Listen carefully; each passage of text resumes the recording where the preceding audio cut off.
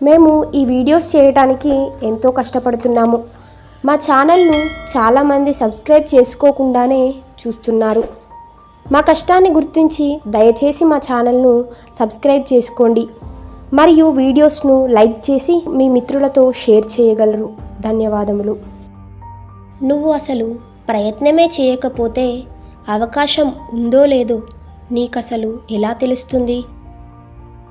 ఈరోజు కష్టమైనదే, రేపు ఇంకా అధ్వానంగా ఉంటుంది, కానీ ఎల్లుండి వెలుగు వచ్చి తీరుతుంది.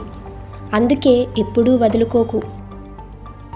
నీకు 9 కుందేళ్ళు కనిపించి వాటిలో నువ్వు ఒకదాన్ని పట్టుకోవాలంటే నీ దృష్టి మొత్తం ఆ ఒక్కదానిపైన మాత్రమే పెట్టు.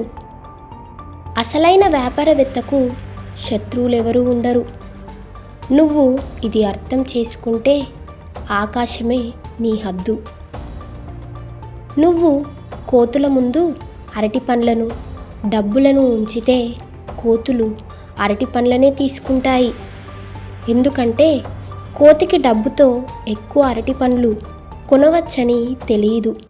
ఉద్యోగం, వ్యాపారం కూడా అలాంటివే. మూర్ఖుడు మాత్రమే నోటిని వాడుతాడు, తెలివైన వాడు మెదడును వాడుతాడు, వివేకవంతుడు మనస్సును వాడతాడు. నువ్వు ఏమీ చేయలేకపోతే ఏదీ సాధ్యం కాదు. విజేతలెప్పుడూ సాకులు చెప్పరని నువ్వు గమనించే ఉంటావు. నీ ఉద్యోగులు నీకంటే ఎక్కువ సాంకేతిక నైపుణ్యాలు కలిగి ఉండాలి, లేకుంటే నువ్వు తప్పుడు వ్యక్తిని నియమించుకున్నావని అర్థం. నీ చుట్టూ ఉన్న వారందరినీ నువ్వు శత్రువులుగా చూస్తే నీ చుట్టూ ఉన్న వారంతా నీ శత్రువులే అవుతారు.